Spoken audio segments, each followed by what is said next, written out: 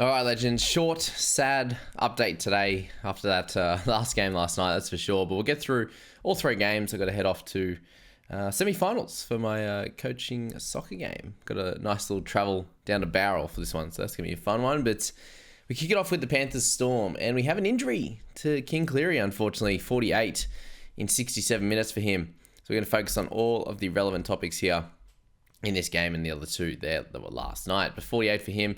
Started getting into his groove in that second half. He's on about 18 at halftime and picked up 30 in that 27 minutes before going down with the shoulder subluxation. It looked like it only happened when he was on the ground and he just drove the elbow forward there and it slipped out. So not good there. It does sound like, I think very, very likely with the 3 games to go that he'll hopefully be back by finals time. If not game 1 of finals, but game 2.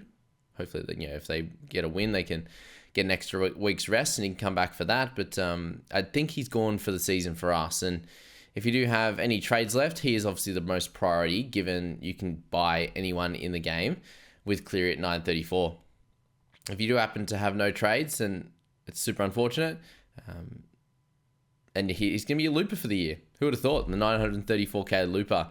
But this is obviously a reason why you do save at least a couple of trades for guys like this, because if you can straight swap them to another 60-point player, then it's going to be fine, right? If you can't, then it does make it pretty tough there. So 48 as captain, thankfully not the worst in the world, and I think 88% of the top 1,000 end up captaining in this week, so it was a bit of a change up, given he was playing the Storm, and it obviously worked out great for you guys. But if you did play that full 80, I was expecting somewhere around that 60 mark, which would have been fine. A little bit under where he's priced at, but completely fine. And the main issue here for me is the fact that Isaiah Yeo punched out an 82. That was crazy with a try assist. It was a nice try assist at that.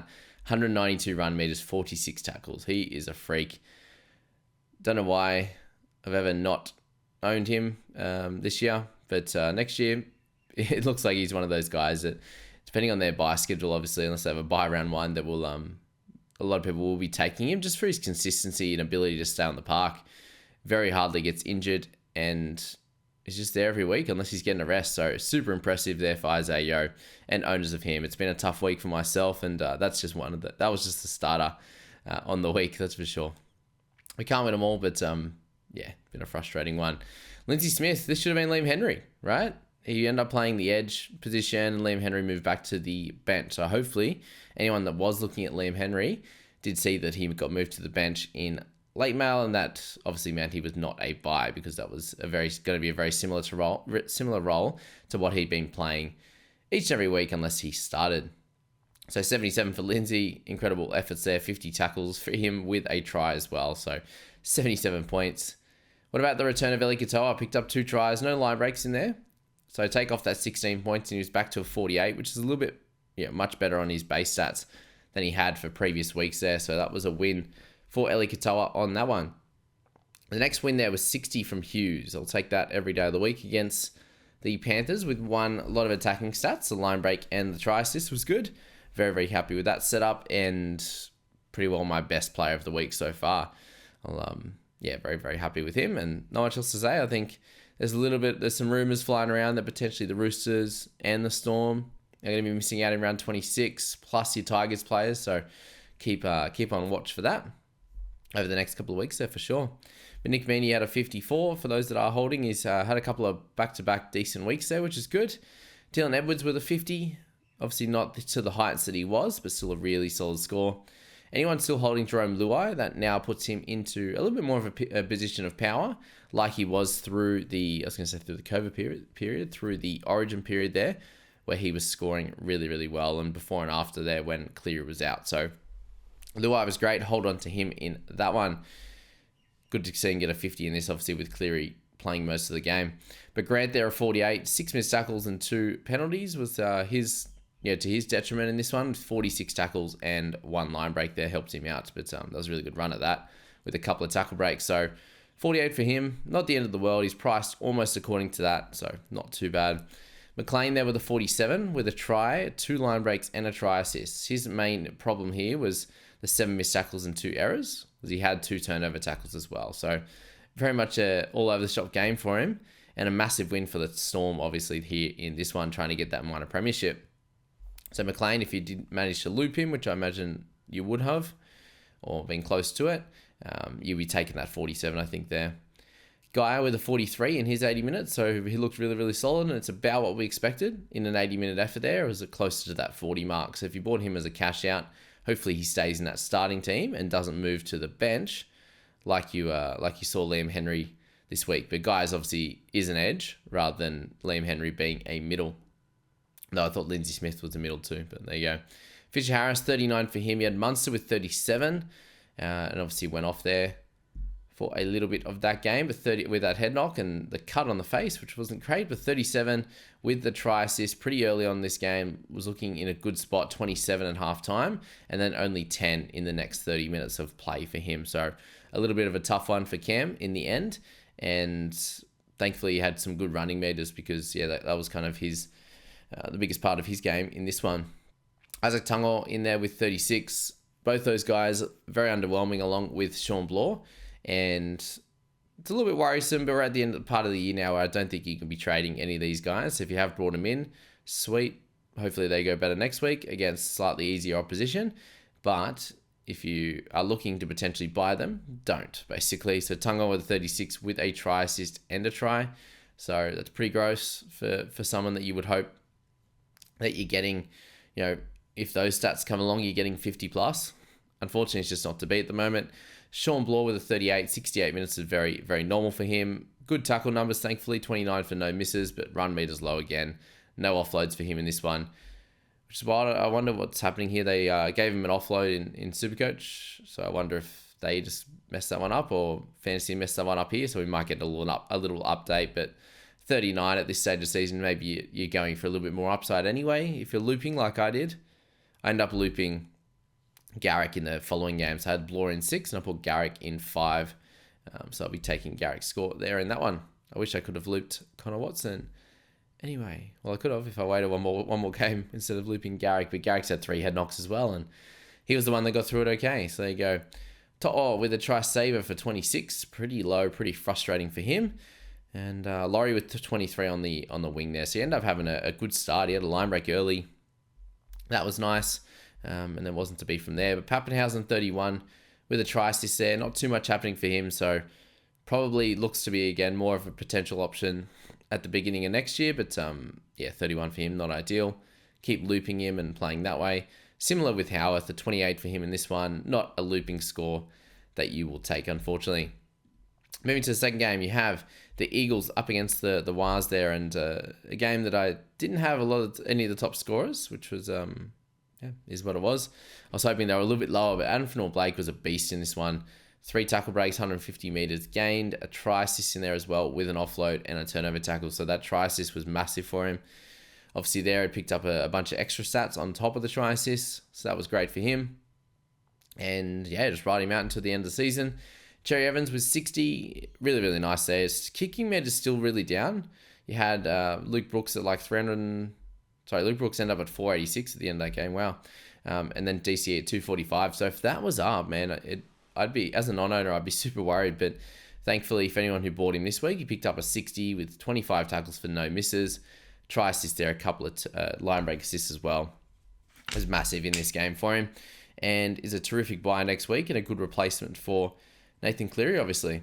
But Turbo with a 57, I thought he would be one of the better players of this week, and he was a 57, so that was nice. 2 try assists there. I did captain him in Supercoach, so it made me feel a little bit better for not owning him when he was dominating in fantasy there. And then Dylan Walker ended up with a 57 as well. So Turbo is also a good buy from next week as well. And with Walker there, the runner ball 57, 2 turnover tackles, but good run meters, 160 for him in that one was great. It was a much better game for the outside backs for the Wires. He had Chance and also Roger, 55 and 47. So he'd absolutely take those stats there, which is good. And then you got Jason Saab with a 51 with a try and 4 line breaks. So good stuff there. Good running meters on the back of that, obviously. And then you got Dallin, 45. SJ, if anyone bought in SJ, 43 for him. Picked up a try and a line break. So good to see in his third last game. That was nice. A great catch from Garrick there from the DCE kick. That was a beauty there. 21 tackles, 2 misses, kind of where his bread was buttered, along with the goals and the try. So a fine game for him. Priced at 571, not the end of the world at all. What was the frustrating one of this game was that for Barnett. So he's been a terrific stalwart in people's sides, scoring points, really good points every single week, and picked up a 39 here in 60 minutes. So no tackle breaks, no offloads for him, and no try assists or tries to boot. So 39, his lowest. I imagine it'll be for the lowest for the rest of the year, and he's got a couple games to go. So yeah, sad one. 39, at least it's not a head knock, and a 7.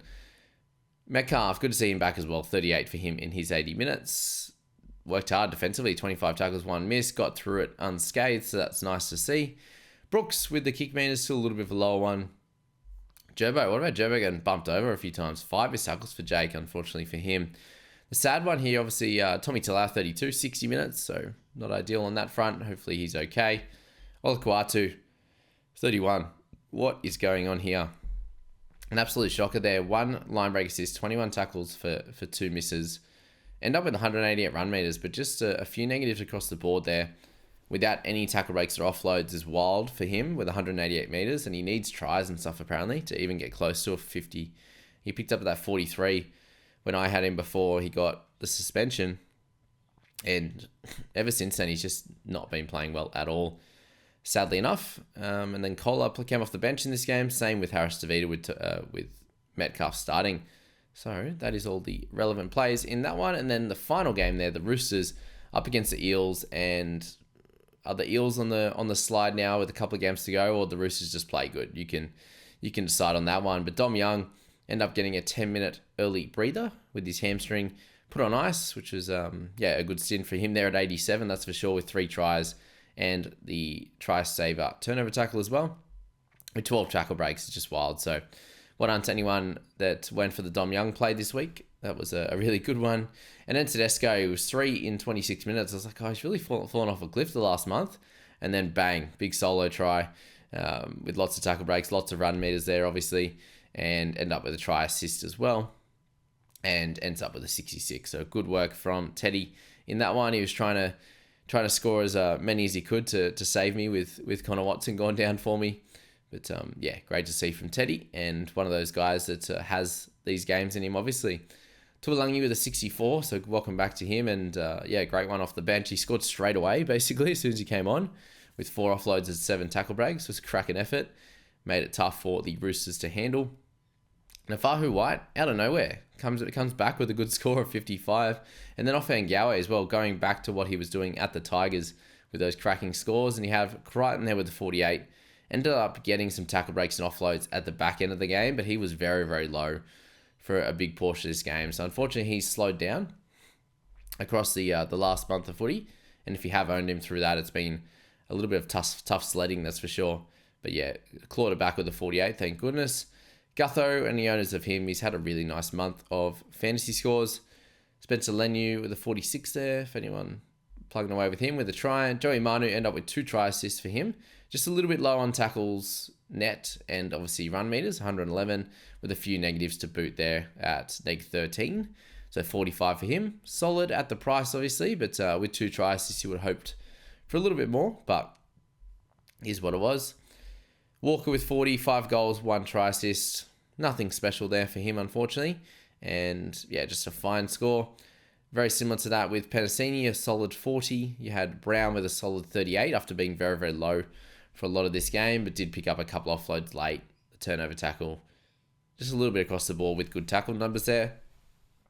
Cartwright with 35 for him is completely fine, I think. I guess this team, like, it was pretty low for a lot of this game. I think he was around the 5, I think, in 25 minutes, like Teddy was. So a good little comeback, but not an ideal score, obviously. Lussick, where's this coming from? Where are these tries coming from, mate? When I had him, you weren't doing it, were you? You weren't doing it, were you? One of my regrets of the season, Joey Lussick. My second regret of this, one of my 4 or 5 regrets of the season is Connor Watson.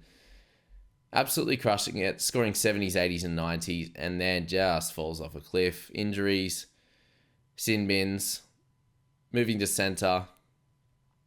Since when? Every single game there's been something with this one. And then we had the try assist debacle, so he thankfully got the 51, but yeah, an absolute shocker. here from Watson. I hope he's okay. It was a terrible tackle from Greg coming in from the side when he's already tackled and going high. Like, that needs to be stamped out of the game. Obviously got sin bin, but no good at that, that's for sure. And a 7 for our troubles, and a trip to the sitting on the sideline next week, which is great when I've got Drinkwater and I have Cotter there. So yeah, shocker. Sad by that one personally, but that's fantasy, eh? It's good to live in the reality sometimes and avoid yourself from these moments, because they do cook you. They do cook your week, unfortunately. So I've got Watson and in fantasy and Supercoach, and that really hurts there. So I'm definitely going to be losing ranks this week. Is what it is, and hopefully next week can bounce back. But I'm likely going to have to make a couple of trades there. Thankfully, I also have a couple. Sanders Smith, neg 2, yeah, Talangi 2 in 80 minutes, so definitely don't be looping him. I hope you didn't have to play him. Jake Tungo was 6 in 51.